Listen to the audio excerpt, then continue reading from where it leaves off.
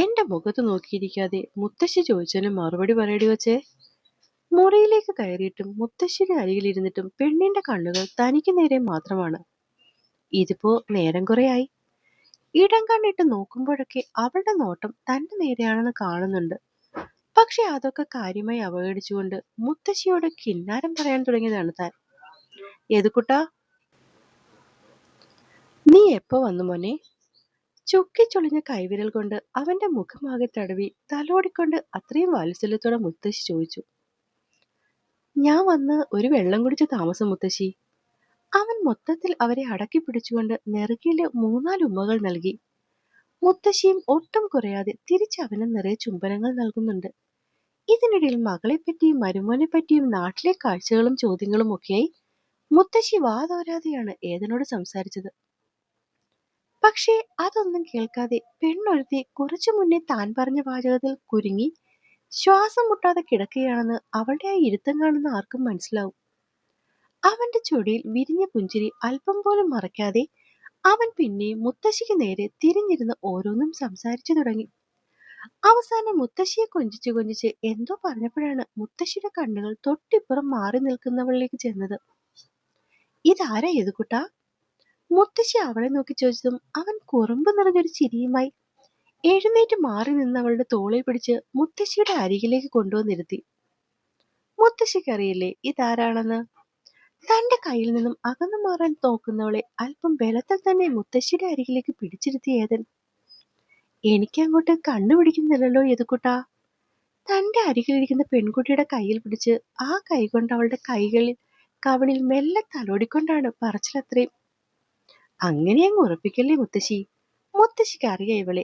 കഴിഞ്ഞ തവണ വന്നപ്പോഴും ഞാൻ പറഞ്ഞിരുന്നില്ലേ? അവൻ ഓർമ്മിപ്പിക്കും പോലെ ചോദിച്ചു. ഓ ഓ ഓ, ഇതാണോ നീ പറഞ്ഞ ആ കുഞ്ഞ്? കവിളിൽ വെച്ചിരുന്ന കൈകൊണ്ട് അവളുടെ തലയപ്പം അല്പം താഴ്ത്തി ആ നെറുകയിൽ മുത്തശ്ശി ചുംബിച്ചതും പെണ്ണിനെ ആകെ ഭയമായി തുടങ്ങി.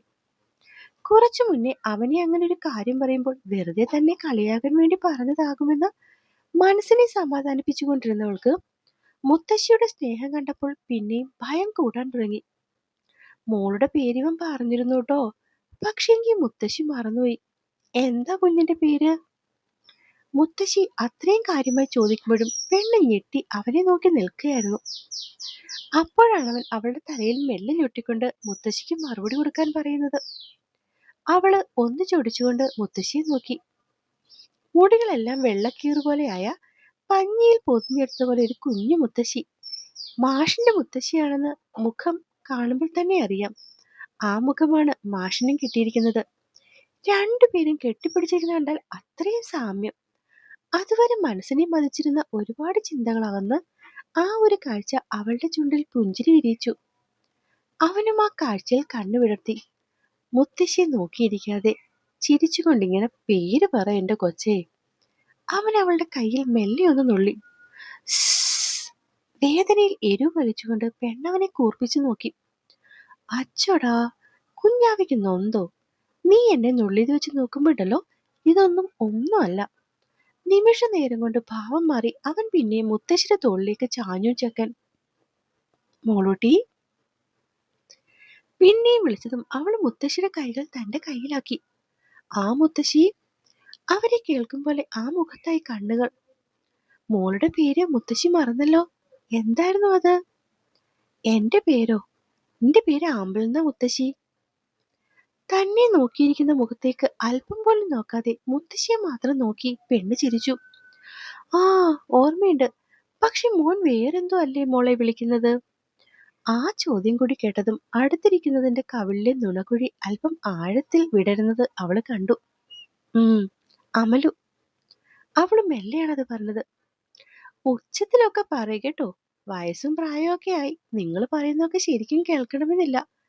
ഇടയ്ക്കുമൊക്കെ പോയ 5-6 പല്ലില്ലെങ്കിലും കാര്യം വ്യക്തമായി പറയുന്ന മുത്തശ്ശിയുടെ ചിരിയിൽ അവളും ഉറക്കെ ചിരിച്ചുപോയി. ഓ, അപ്പൊ ഇതാണല്ലേ എന്റെ യദുക്കുട്ടന്റെ അമലു. മോളെ പറ്റിയുള്ള എല്ലാ കാര്യവും ചെക്കൻ എന്നോട് പറഞ്ഞിട്ടുണ്ട്.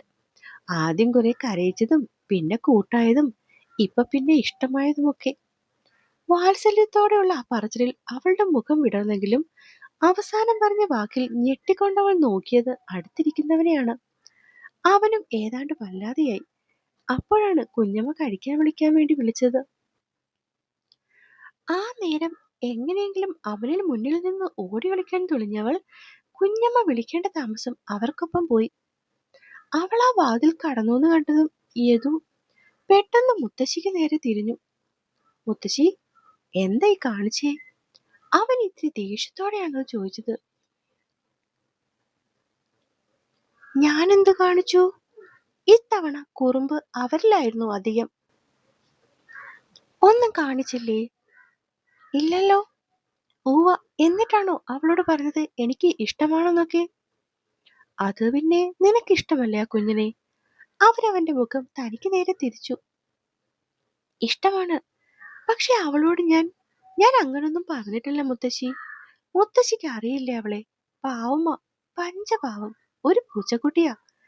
അവൻ അവളെപ്പറ്റി പറയുമ്പോൾ ഹൃദയം തുളുമ്പുന്ന സ്നേഹവും ഒപ്പം ഇന്ന് നടന്നതൊക്കെ ആലോചിക്കുമ്പോൾ വല്ലാത്തൊരു വെപ്രാളവും തോന്നി. അതെനിക്ക് തോന്നി, അതുകൊണ്ടാണ് ഞാനത് പറഞ്ഞത്. ഈ മുത്തശ്ശിയെ കൊണ്ട് കുറച്ചു മുന്നേ താൻ പറഞ്ഞ കളിയും ഇപ്പോൾ മുത്തശ്ശി പറഞ്ഞ വാക്കുകളൂടെ ആയതും പെണ്ണ് കൂട്ടിക്കെട്ടും. എന്റെ ദൈവമേ, നേരെ ചൊവ്വെ ഒരു കാര്യം പറഞ്ഞാൽ പോലും അത് മനസ്സിലാവാത്തൊരു പൊട്ടിയാണ്. ഇതിപ്പോ ഇനി എന്തൊക്കെ ആലോചിച്ചു കൂട്ടുമെന്ന് ദൈവത്തിനറിയാം. എന്റെ മുത്തശ്ശി, ഇരുന്നിരുന്ന് എനിക്ക് എട്ടിന്റെ പണിയാണല്ലോ ദൈവമേ കെട്ടിയിരിക്കുന്നത്. വല്ലാത്തൊരു ആന്തലോടെ അകത്തിരിക്കുന്നവൻ ഓരോന്ന് ആലോചിച്ചു കൂട്ടുമ്പോൾ അതിലും വെപ്രാളത്തിൽ പുറത്തിരിക്കുന്നവരുടെ മനസ്സിലും ചെണ്ടും ചേങ്ങിലയും കൂട്ടി ഒരു ഉത്സവം തന്നെ കൊടിയേറുകയായിരുന്നു. അമലു, എനിക്ക് ദേഷ്യം വരുന്നുണ്ട് കേട്ടോ. എപ്പ തുടങ്ങിയതാ നീ എന്നോട് മിണ്ടാതിരിക്കാൻ? വണ്ടി സൈഡിലേക്ക് ഒതുക്കിക്കൊണ്ട് സീറ്റ് ബെൽറ്റ് അഴിച്ചവൻ അവൾക്ക് നേരെ തിരിഞ്ഞിരുന്ന് ചോദിച്ചു. മുത്തശ്ശിയുടെ മുറിയിൽ നിന്ന് ഇറങ്ങിയതിനു ശേഷം ഈ നിമിഷം വരെ അവൾ തന്നോട് ഒരു വാക്കുപോലും മിണ്ടിയിട്ടില്ല. ആഹാരം കഴിക്കാൻ നേരം ചിറ്റപ്പനും കുഞ്ഞമ്മയൊക്കെ ചോദിക്കുന്നതിന് എന്തൊക്കെയോ മറുപടി പറയുന്നുണ്ടായിരുന്നു. മുത്തശ്ശിയോട് ചിരിച്ചുകൊണ്ടൊക്കെയാണ് സംസാരിച്ചത്. ആകെ തന്നെ കാണുമ്പോഴാണ് ഈ വീർപ്പ്. ഇപ്പം വീണ്ടും ഇച്ചിരി കഴിയുമ്പോൾ വീണ്ടും എന്നൊക്കെ വിചാരിച്ചുകൊണ്ടിരുന്നിട്ട് വണ്ടി ഓടി ഇത്രയും നേരമായിട്ടും അവൾ തന്നെ നോക്കുന്നില്ലെന്ന് കണ്ട് അത്രയും ദേഷ്യം വന്നിട്ടാണ് ഏതൻ വണ്ടി ഇപ്പൊ ഒതുക്കിയത്. പറ അമലു, നീ എന്തിനാ എന്നോട് ദേഷ്യം പിടിച്ചിരിക്കുന്നത്? ഉച്ചയ്ക്ക് ഞാൻ അങ്ങനെയൊക്കെ പറഞ്ഞതിനാണോ? അതാകുമെന്ന് 100% ഉറപ്പുണ്ടായിട്ടും അവൻ വെറുതെ ചോദിച്ചു. മുത്തശ്ശിയും പറഞ്ഞില്ലേ? പിണക്കത്തോടെ പെണ്ണവനെ നോക്കി. എന്റെ പൊന്നു കുഞ്ഞ്, അതൊരു തമാശയായിരുന്നില്ലേ? നുണയായെന്നറിഞ്ഞിട്ടും അവളുടെ പിണക്കം താങ്ങാൻ വയ്യാതെ അവൻ ചോദിച്ചത് അങ്ങനെയാണ്. തമാശ ഒന്നും ആയിരുന്നില്ല. അങ്ങനെയെങ്കിൽ മുത്തശ്ശി എന്താ അങ്ങനെ പറഞ്ഞത്? എങ്ങനെ? അത് പിന്നെ ദേഷ്യം, കൂട്ട്, ഇഷ്ടം എന്നൊക്കെ. അവസാനത്തെ ഇഷ്ടം പറച്ചിലിൽ പെണ്ണിന്റെ ശബ്ദം നേർത്ത് നേർത്ത് ഇല്ലാതായിപ്പോയി. ഇത്രയും നേരം പൊന്നുമോൾ മുത്തശ്ശിയുടെ അടുക്കൽ തന്നെ അല്ലായിരുന്നോ? എന്നിട്ടെന്താ ഇതൊക്കെ ചോദിക്കുന്നത്? അപ്പൊ മുത്തശ്ശി വ്യക്തമായി പറഞ്ഞു തന്നേനല്ലോ പൊന്നുമോളുടെ സംശയത്തിനൊക്കെയുള്ള ഉത്തരങ്ങൾ. തിരിച്ചുപോയി അവള് ചോദിക്കില്ല എന്നൊരൊറ്റ ഉറപ്പിന്റെ പുറത്ത് അവൻ ഇത്തിരി ആള് കളിച്ചു. അത് കേട്ടതും പെണ്ണിന്റെ ചുണ്ടങ്ങ് കൂർത്തു. എന്റെ പൊന്നു ദൈവങ്ങളെ, ഈ പെണ്ണ് ഇങ്ങനെയൊക്കെ ക്യൂട്ടായിരുന്നാൽ ഞാൻ കേറി കെട്ടിപ്പിടിച്ചു പോകുമെന്ന് ആരേലും ഇവളോടൊന്ന് പറഞ്ഞു കൊടുക്കുമോ? ഹൃദയത്തിൽ മെല്ലെ തന്നെ അവൻ സ്വയം തലവെട്ടിച്ചു. മാഷിന് ഒക്കെയും തമാശ. അവരൊക്കെ മാഷിന്റെ തമാശയെ കാര്യമായിട്ട് എടുത്തിരുന്നെങ്കിൽ എന്ത് ചെയ്തേനെ? എന്ത് ചെയ്യാൻ? നിന്നെ ഞാൻ കെട്ടി അങ്ങ് കൂടെ പൊറപ്പിച്ചേനെ. അല്ല പിന്നെ. അവളുടെ മുഖത്തേക്ക് നോക്കാൻ തന്നെ അവൻ തല വെട്ടിച്ചു പുറത്തേക്ക് നോക്കി പറഞ്ഞു. കെട്ടാനോ? എന്നെയോ? എന്തേ, നിന്നെ കെട്ടാൻ പറ്റില്ലേ? അല്ല, പൊന്നുമോളി ലൈഫിൽ കെട്ടാനൊന്നും ഉദ്ദേശിച്ചിട്ടില്ലേ? ഇരു കൈകളും മാറിൽ കെട്ടി അവൻ കാര്യത്തോടെ ചോദിച്ചു. ഇത് എന്തൊക്കെയാ എന്നോട് ചോദിക്കുന്നതെന്ന് വല്ല തിട്ടുണ്ടോ മാഷിന്? അവള് ആകെപ്പെട്ട പോലെ അവന്റെ മുഖത്ത് നോക്കി ചോദിച്ചു. അതൊക്കെ ഉണ്ട്, അതുകൊണ്ട് തന്നെയാ ചോദിച്ചത്. ആ പറയുമ്പോഴാണ് പെണ്ണിന്റെ കണ്ണു നിറയുന്നത് ഏതൻ ശ്രദ്ധിച്ചത്. എന്റെ പൊന്നു കുഞ്ഞെ, ഞാൻ ചുമ്മാ നിന്നെ വട്ടാക്കാൻ ഓരോന്ന് പറയുന്നല്ലേ, അല്ലാതെ പാലുകൂടി പോലും മാറാത്ത നിന്നെയൊക്കെ ആരെങ്കിലും കെട്ടുകൂടി? വിഷയം മാറ്റാൻ അവൻ പെട്ടെന്ന് കയറി അങ്ങനെ പറഞ്ഞതും പെണ്ണ് അങ്കലാപ്പോടെ അവനെ നോക്കി. സത്യം പെണ്ണെ, ഞാൻ ചുമ്മാ നിന്നെ കളിയാക്കിയതാണ്. അല്ലെങ്കിലും ഇപ്പോഴും കയ്യിൽ പാൽക്കുപ്പി പിടിച്ചിരിക്കുന്ന ഒന്നിനെയും ആരും കെട്ടിച്ചു കൊടുക്കില്ലെന്നേ, പ്രത്യേകിച്ച് നിന്റെ അച്ഛൻ. പാതി കളിയായും പാതി കാര്യമായും പറഞ്ഞുകൊണ്ട് ഏതൻ ചിരിച്ചതും പെണ്ണിന്റെ വിരൽത്തുമ്പിലറ്റം അവനെ വേദനിപ്പിച്ചിരുന്നു. അമലൂ, നിന്നെ ഉണ്ടല്ലോ ഞാനങ്ങ്. തരിക്കുന്ന വേദനയിൽ അവൻ അവളെ ഞെക്കി കൊല്ലാൻ നോക്കി. നല്ലോണം വേദനിക്കട്ടെ, ഇത്രയും നേരം എന്നെ എന്തോരം വിഷമിപ്പിച്ചു. ഞാൻ ശരിക്കും കരുതി അവരോടൊക്കെ പറഞ്ഞിരിക്കുന്നത് അങ്ങനെയാണെന്ന്. ശോ, അവരൊക്കെ പറഞ്ഞ് മാഷച്ചനും ടീച്ചറമ്മയും വല്ലതും അറിഞ്ഞിരുന്നെങ്കിലുള്ള എന്റെ അവസ്ഥ ആലോചിച്ച് നോക്കി. എനിക്കതൊന്നും ആലോചിക്കാൻ പോലും പറ്റുന്നില്ല. എല്ലാരും ഒക്കെ അറിഞ്ഞിട്ടും എന്റെ അച്ഛൻ അറിഞ്ഞാലും പ്രശ്നമില്ല. ഒടുക്കം അമ്മ അറിഞ്ഞ തീരില്ലേ എല്ലാം. ആ നേരം വരെ മനസ്സിനെ ഒളിച്ച സകല ചിന്തകളും മലവെള്ള പാച്ചിലുപോലെ അവന് മുന്നിൽ പെയ്തു തീർത്തു അവൾ. ശരിക്കും പറഞ്ഞ ആ നേരത്താണ് അവനും ഇതിനെപ്പറ്റിയൊക്കെ ആലോചിക്കുന്നത്. വെറുതെ കുറുമ്പ് കാണിച്ചു തുടങ്ങിയതെങ്കിലും പറഞ്ഞതും ചെയ്തതും ഒക്കെ അത്രയും ഇഷ്ടത്തോടെയും ആഗ്രഹത്തോടെയും തന്നെയാണ്. പക്ഷേ അവനൊന്ന് നെടുവീർപ്പെട്ടു. പിന്നെ ഇന്നല്ലേ നാളെ ഒക്കെ നേരെയാകുമെന്നൊരു പ്രതീക്ഷ അവൻ അവന്റെ മനസ്സിനെ അങ്ങ് അടക്കി. അപ്പോഴും അടുത്തിരുന്നവൾ തന്നെ അവൻ പറ്റിച്ചതിന്റെ പിണക്കത്തിലായിരുന്നു. ആ നേരത്താണ് ഏതന്റെ ഫോൺ റിങ് ചെയ്യുന്നത്. കയ്യിലെടുത്തുകൊണ്ട് അവന്റെ നോട്ടം അവളിലേക്ക് പോയി. അച്ഛനാണോ? അവൻ തല കുലിക്കുന്നതും പെണ്ണ് പെട്ടെന്ന് ഫോൺ വാങ്ങി അത് അറ്റൻഡ് ചെയ്തു. ആ അച്ഛേ, നന്നായിരുന്നു. 3-4 തെറ്റിയെന്ന് തോന്നുന്നു. ആ, മാഷു അങ്ങനെയാ പറഞ്ഞത്. ഇല്ല, ടെൻഷനൊന്നുമില്ല. ഒരു സെക്കൻഡ് ചോദിക്കട്ടെ, പറഞ്ഞുകൊണ്ട് പെണ്ണവനെ നോക്കി. നമ്മളെത്താൻ 2 മണിക്കൂർ പിടിക്കുമോ? 1.5 മണിക്കൂറിന്റെ ആവശ്യമേ ഉള്ളൂ. ഇനി ഇടയ്ക്ക് ബ്ലോക്കിൽ പെട്ടാൽ മാക്സിമം 2 മണിക്കൂർ. വണ്ടി എടുത്തുകൊണ്ട് അവൻ പറഞ്ഞതും പെണ്ണ് അതുപോലെ അച്ഛനോട് പറയുന്നത് കേട്ടു.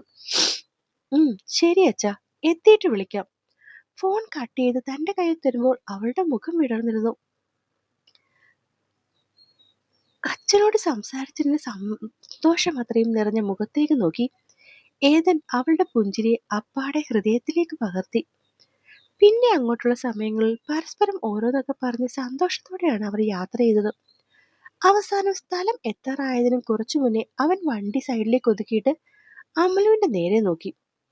എന്താ സർ, വണ്ടി എന്താ ഇവിടെ ഒതുക്കിയേ? പിന്നെ ആകാംക്ഷയോടെ അവന്റെ കണ്ണിൽ നോക്കി ചോദിച്ചു. അപ്പോ എന്നെ കേൾക്കുകയും വായിക്കുകയും ചെയ്യുന്ന എൻ്റെ കൂട്ടുകാർക്ക് കഥ ഇഷ്ടമാകുന്നുണ്ടെങ്കിൽ സബ്സ്ക്രൈബ് ചെയ്ത് സപ്പോർട്ട് ചെയ്യാൻ മറക്കല്ലേ. നന്ദി.